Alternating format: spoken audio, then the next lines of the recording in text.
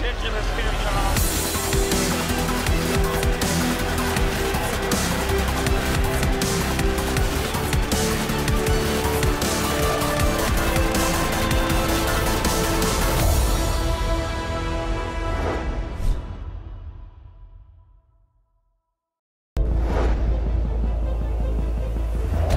We're about to see something ridiculous here, y'all.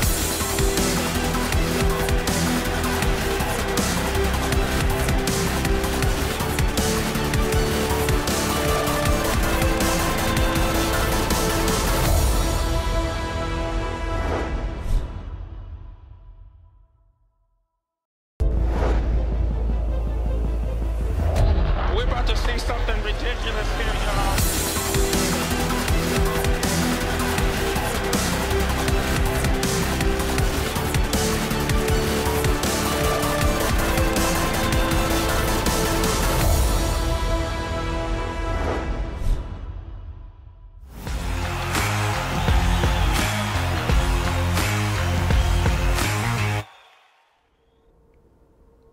Hey, what's up, everyone? MileSplit Live here with Travis. I'm Cory. It is now presented by anyone. It's presented by MileSplit today. So. Sweaters. Trent in the back, holding the fort down. We've had a lot of indoor track action happen already. Oh, yeah. This is our first show after the new year, and it was a heck of a weekend. We had a big development at Texas A&M High School Classic, which it was live on MileSplit. We have all the archived footage on MileSplit.com. But the biggest sort of, issue, is the 4x4 where something went down. Yeah, we're going to take a look at that here because we saw in that 4x4, Brian Herron and those Flight 400 guys, they're going after the world junior record, but they were disqualified. So we're going to look at the exchange coming here on the first leg, and we're going to drop it right down. This is where the baton was handed off, but the beginning of the exchange zone was before that. So you can see they clearly made the exchange before the exchange zone, which is why they were disqualified. It's a tough break. They ran 3:15. Brian Herron split 45.6 on the anchor. I mean, it's a really fantastic relay, but, I mean, you live and learn. It is difficult when you get an all-star relay like that. It's 4 guys, not from the same high school. They're going to run faster, but it's their first relay indoors. You're not used to hand exchanges with these guys that you're racing with.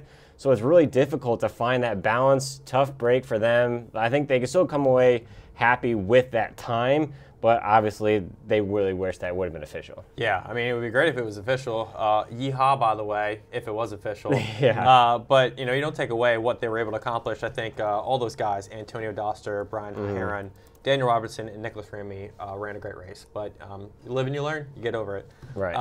MileSplit Live, or MileSplit 50 rankings came out today, both the boys and the girls rankings.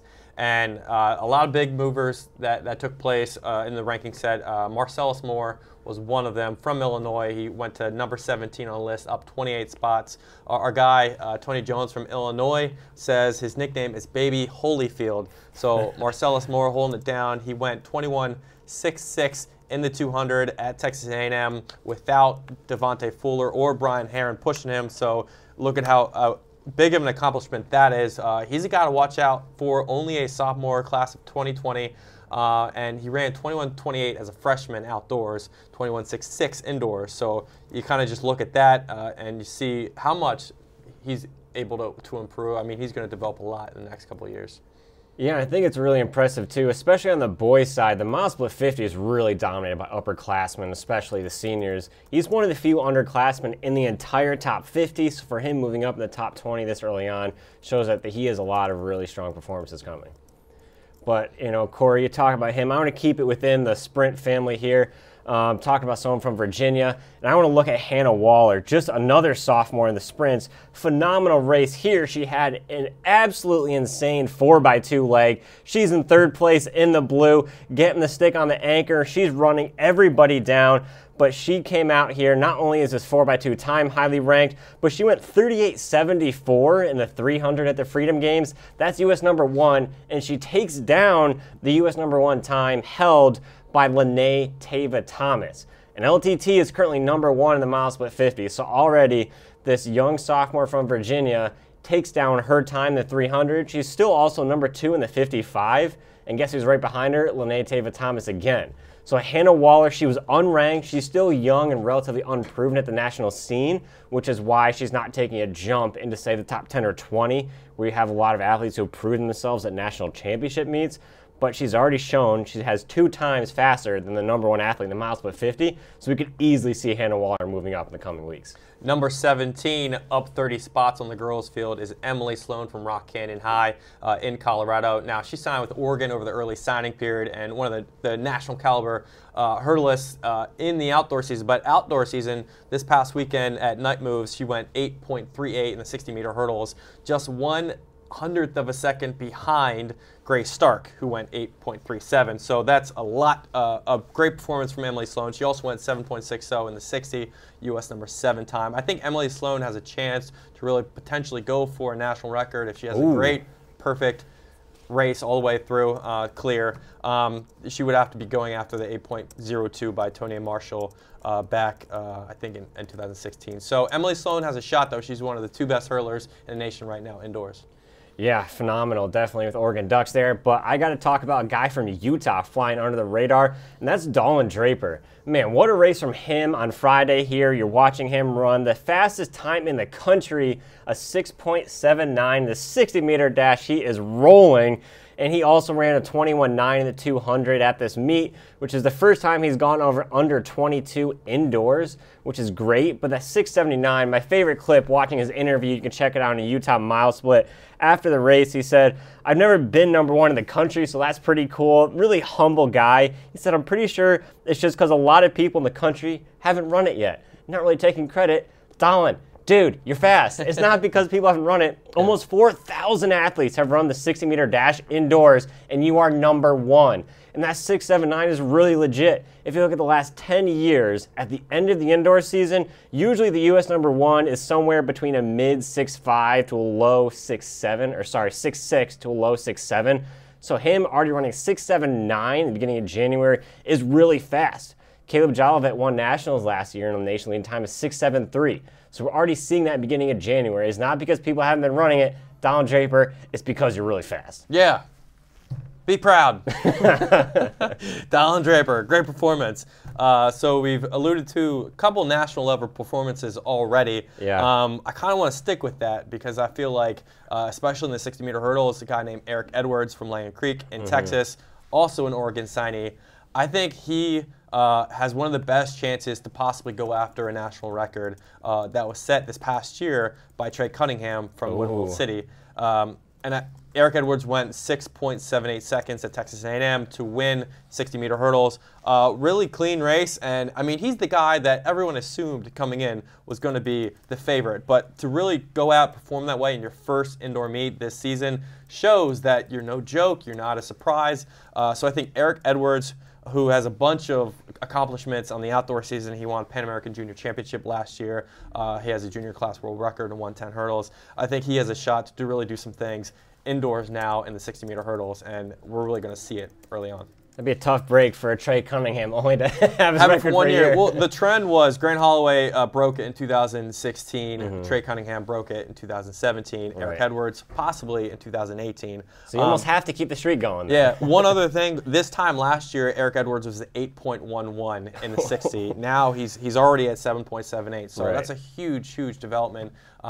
It'll be interesting to see where it goes. And you got to go check out that prelim race that's on MileSplit as well. He walked across the line, and it wasn't just like a slow down and jog. He walked, it seemed like 10 meters after that last hurdle. Just unbelievable. I've never seen a hurdle race look so easy. Yeah, and now he's got Noah Green as well challenging him at the top places in Texas. So I think he's going to really have some competitors that are going to make him better. Yeah, well, Cory, I'll stick with your national record in the hurdles, but I really think it's going to come on the girls' side.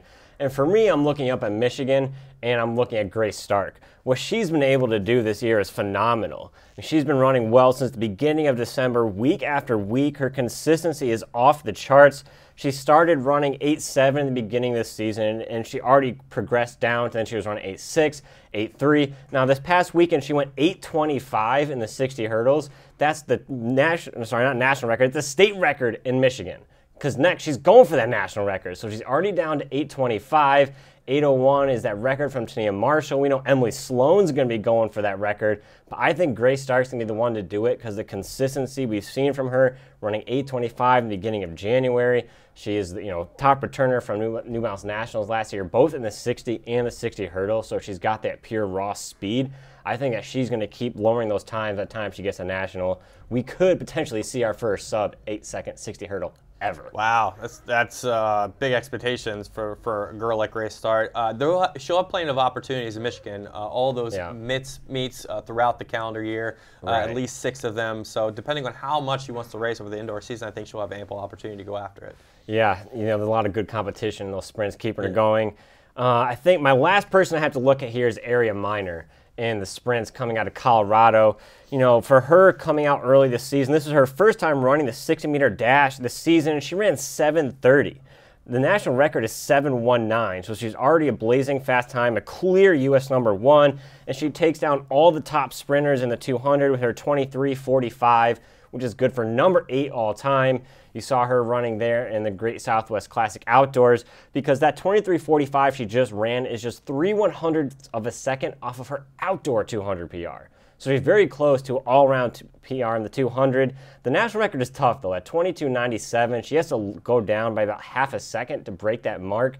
But if she can do that, when we look at athletes like Allison Felix, Sonia Richards-Ross, were never able to run under 23 seconds in high school in the 200, but Aaliyah Minor is approaching that category, and when your name is in the same conversation as athletes like that, you're going in the right direction, and I think this could be the year for her in the 200 specifically where she could get that national record. Travis, she's a junior. Just a junior. He is a junior. That's Think scary. about that. We're talking about potential national record as a junior for Aaliyah Minor. I think she's possibly one of the next great sprinters in the girls class. And she also has some style, too. Last year at Great Southwest Indoors, she put her hair up in like the cat ears. So she really knows how to rock it when she's out on the line. Right. So I really like Aaliyah Minor going for it, too. Style points. Another guy who has a lot of confidence, Brian Herron from Georgia. Obviously he ran at Texas A&M this weekend. We talked about the 4x4. Went 21:06 in the 200, but that was only a couple weeks off his 20.95 200 at the Crossplex in Birmingham, Alabama. Only the 6th guy indoor to ever go under 21 seconds. Not even Tyrese Cooper, his biggest competition nationally, has done that yet. So Brian Herron has really raised the stakes when it comes to boys sprinters in the 200. Also, he's going to race a couple weeks from now in Virginia, so we're going to see him go at different distances too. It's not just, he's not going to focus exclusively on this 200, on the 400. I think he has a lot of versatility, and we're going to see that. And he's potentially going to go for a national record in the 200. 20.63, owned by Noah Lyles back in 2016, I believe. In the 400, 45.92 by Elsie Coleman. That's going to be a tall area, I think, in the 400. Because, I mean, Tyrese was 46.01. He's been the closest to get near 45, but indoors, running those turns, I think it just presents such a challenge for these guys that have like maximum speed, and it's just going to take an otherworldly effort to get there. Yeah, and when we look at the MileSplit 50, Herron has jumped up in the past couple weeks. He's earned it with what he's done. Yeah. But he's at #2. Tyrese Cooper's in front of him. You really could start to make an argument, like you mentioned, his time being faster than Tyrese in 200 for Herron being #1. But I don't think you can make that move until they race at the VA Showcase. Yeah, I'm really interested to see what happens there. They're going in the 300 and the 500. Yeah. Herron's never raced at those those distances. Cooper's only gone once at the 500 and a couple times at the 300. But Herron really has put out a lot of great performances already. Tyrese is a guy who lives and breathes competition, but he does have a little bit of pressure now too on him to really live up to those expectations. I like the idea of sort of like the bigger you get in this world track and field world, when you become sort of the star, the more that's put on you to really perform every single week out. Like, I think Katelyn Tuohy's probably experiencing it now. She's seeing all this exposure, and she, in some way, she has to feel like there's a little bit of pressure on her. Same goes for Tyrese Cooper, because he is traveling to all these meets, and now he's sort of the face of a VA Showcase.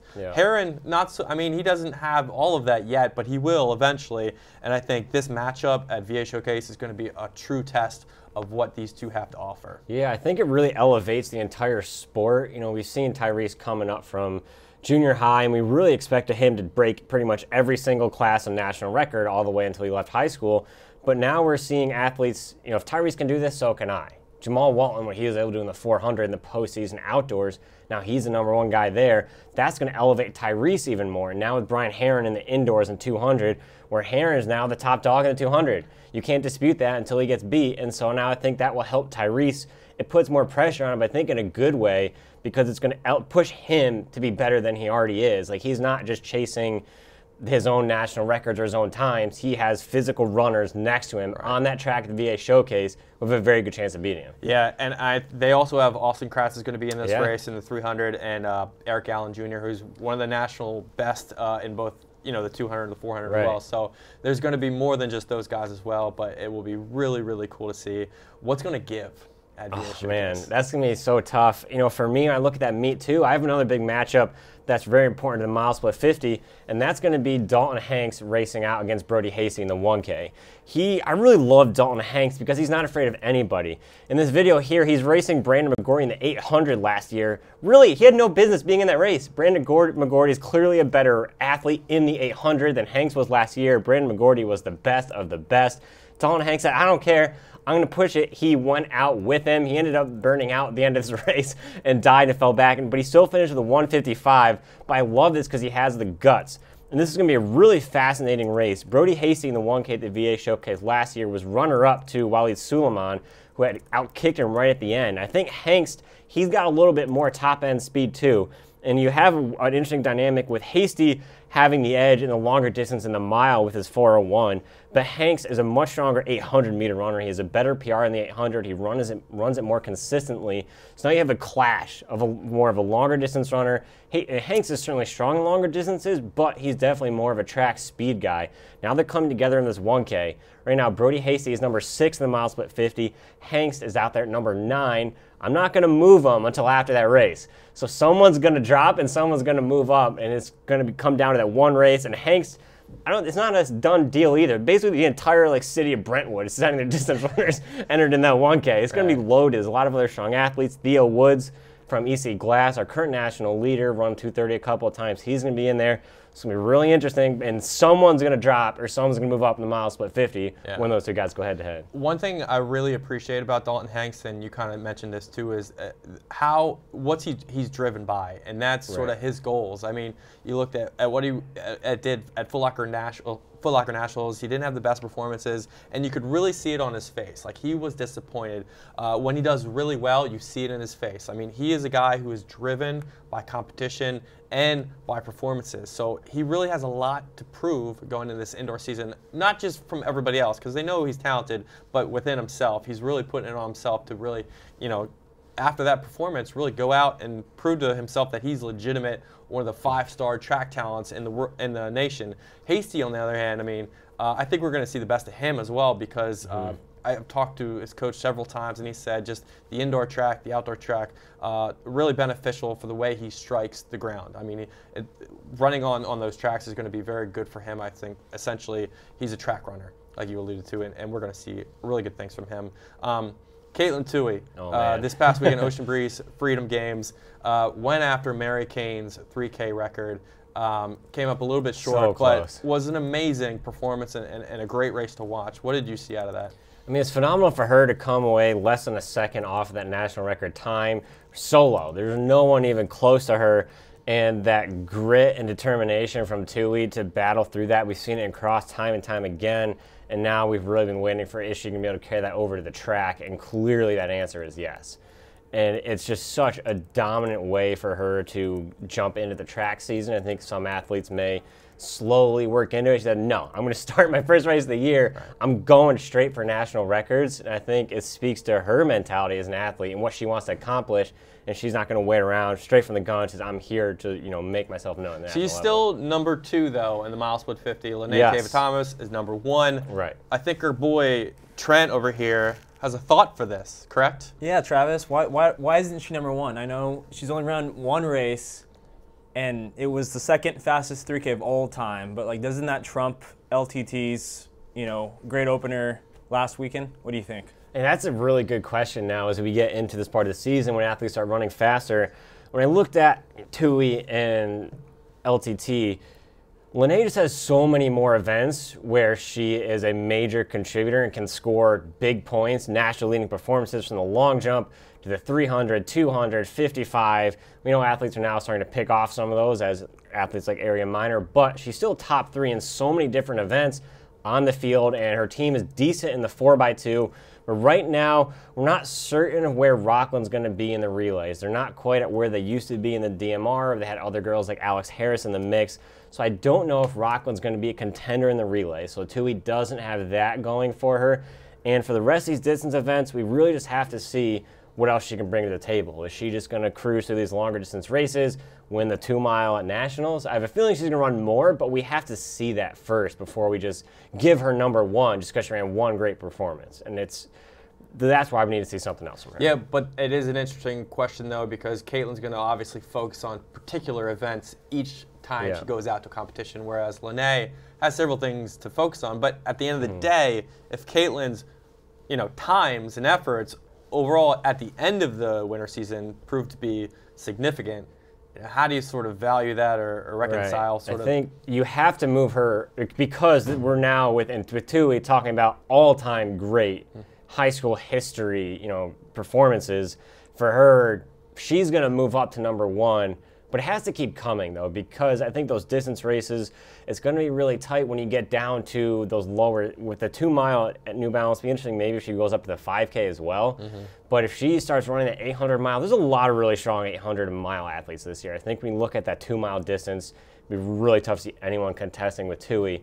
But we need to see something with her down the more that middle distance range to show that she is clearly a favorite before I think we can move her above an athlete like Lene, who has 4 to 5 events where she is a major factor. And it's really interesting because Katelyn Tuohy is actually running a mile on Wednesday. And so this is going to have a huge impact on where she is next week. And of course, we know she's racing the VA Showcase. But for some perspective, 441.56 is the cutoff mark for top 10 all time in the mile. So I think if Tuohy she definitely has to go sub 450 for it to make a difference in the MileSplit 50. There's a lot of girls already running in that 450, between 450 and 455. So if Katelyn Tuohy comes out and just kind of cruises a 5-minute or 450 to 5-minute range, that's not a significant performance. At the national level, girls do that every year. For this mile race to impact her in the MileSplit 50, I think she has to come out on Wednesday, definitely go under 450, and if she's close to that top 10 all time or breaks into it, then we have a really good indication that, yeah, this is an athlete that deserves to be number 1 in the country, because every time she touches the track, she's becoming an all-time great. Yeah. I wouldn't be surprised if she goes out and she, goes out with a 445. In a workout. She's just a couple days off of her recent performance. I don't believe she's going to go, to a certain degree, very hard in a mile race on Wednesday. But I would not be surprised if she went 445 either way. But we also had another great performance happen in New York in the jumps. Yeah. Erica Ellis, who's competing, unattached throughout this winter season now. I mean, do you have more on Erica Ellis? Yeah, I mean, this was really phenomenal for her. She announced in early December that she was going to leave her high school to be coached by Rick and Jen Sir. And this weekend she went 14.1.5 in the pole vault. Absolutely incredible, phenomenal video here from her coach, Jen Sir, one of the greatest vaulters in American history. And I think this is amazing, not just because this is a junior class national record, it's also a junior class state record in New York. She hasn't gotten that state record yet. She still has some work before she gets that, but she is quickly moving up, progressing well under this new coaching system. I think indoor track is good for her to be making this transition because there are a lot more opportunities for unattached athletes to compete. You don't always get that as much outdoors, so I think this is a great spot for her to be in. Starting off the season like this, she jumps up into the MileSplit 50 in a big way after this. She's number 6 all time now in the pole vault, so she's setting records left and right. And it'll be really interesting to see how far now she can move up into the 14-foot range after starting off already at 14.1.5. But a really strong performance and showing that that's this transition away from high school competing. It was a difficult move to make because there's more accolades that you can get as a high school athlete. There's more medals to win, podiums to get on. And I think she made a smart move in doing it was the best for her athletic career to move in this direction. Definitely. We also had another great performance on the boys' side in the jumps. A guy from Nebraska, York High in Nebraska, Mason Connor, who's a Nebraska signee, loves Nebraska. He's from Nebraska, loves Nebraska. Yeah. He went 7 feet, 0.25 inches at Texas A&M, and he got the crowd up for it. Every time you get that like slow clap going on for you in the high jump, it's a good day. But he was able to jump his best jump at Texas A&M. And the funny thing is, this was only his first performance indoors. Last year in the spring season, he went 7-1 outdoors, won a state title in Nebraska. But I mean, this is just his first foray into high jump indoors, and already setting really big goals for himself. My question would be, where's his ceiling if he's gone 7 feet in his first appearance indoors? I think there's a lot of talent there that he could really bring out. And he's the first guy to break 7 feet this season too. Right. And we really like to see him now have more of a built-out indoor season. I really hope he starts working towards nationals now that he's quickly proven that he's the best in the country. Now, is this a one-off? He just competed once indoor and he's going to be done? I think we all hope that we get to see him more. Yeah. And I can say watching the A&M meet that was live on MileSplit this weekend, you could hear the crowd. I was just watching from home. You could hear the crowd getting fired up for him. It was amazing. You got to love the Texas track fans. Are just phenomenal. Oh, yeah.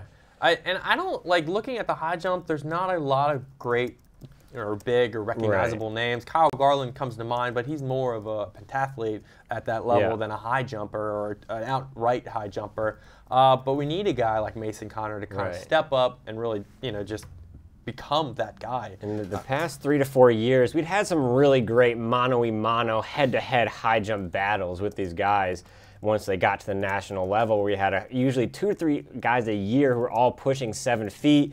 And it was phenomenal to watch them throughout the season. You see them once or twice a year, and it was just such a big deal. We don't have that this year.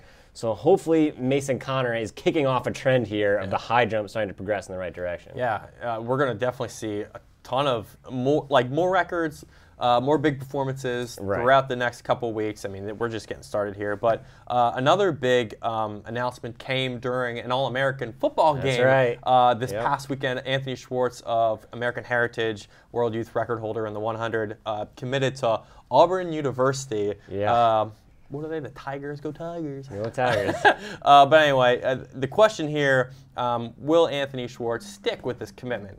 Now, why do you say that? That's not to say that Anthony is flimsy or he's going to waif on his commitment, but I think in a lot of cases that I've seen in my experience being a reporter for high school football and other sports, your commitment isn't necessarily your loyalty to that program when signing day does come. A lot can factor into a flip. It could be a coaching change. It could be your future QB transferring out or going to the NFL draft. It could be another team that offered you winning a national championship like Georgia. A lot of factors factor into a kid flipping. He's got a month until signing day in February to really figure this out. And another important detail to remember is recruiting doesn't stop once you commit. It might allow some teams to kind of step off the gas pedal, but I guarantee you there's people in his ear still saying, Anthony, are you sure you want to go to Auburn University? Are you sure you want to be a Tiger?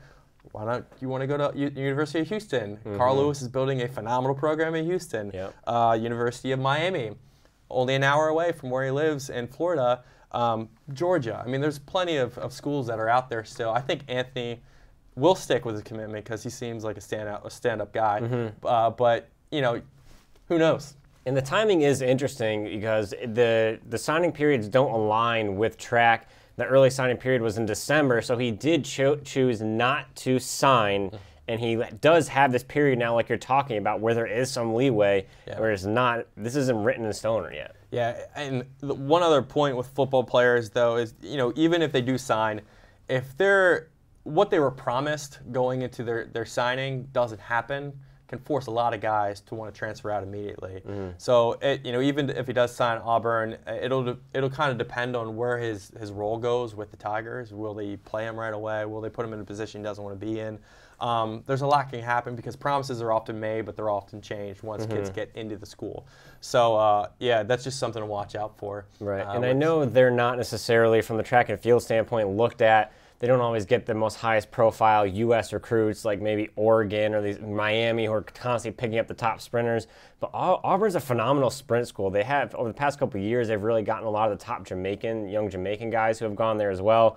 So it's not a shock. I saw on Twitter some of the reactions. Some people couldn't believe that he chose Auburn for track. And it's just because I think sometimes other people get blinded by the flashier schools who get more of the commits that are based here domestically in the U.S., not quite seeing international athletes as well. But Auburn's a really strong sprint program, so I do think that it can be a very good fit for him both on the gridiron and on the track. Yeah, the sprint coach at Auburn is a former Bahamas national sprinter. I mean, a lot of experience. Obviously, they're very good. So, yeah. Do you have anything else left? Well, I mean, we're kind of now just waiting for that last guy in Florida to to come out. Jamal, how you doing, man? Are you watching? Let us know. Yeah. Yeah. One big one left. One big Florida sprinter who we're really waiting on there. Yeah, well, that signing day happens in February. We'll have plenty of guys that play football who also double in track and field, so it'll be interesting to see. Really exciting. The full MileSplit 50 update is on milesplit.com, both for boys and girls. Feel free to check that out.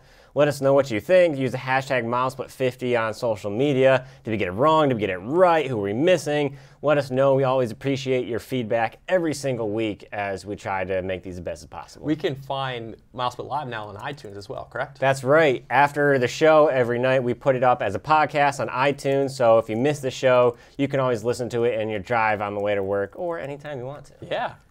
Take it all in, MileSplit Live all the time. Thank you for watching. We will be back next week, same time, to talk more track and field. Take care.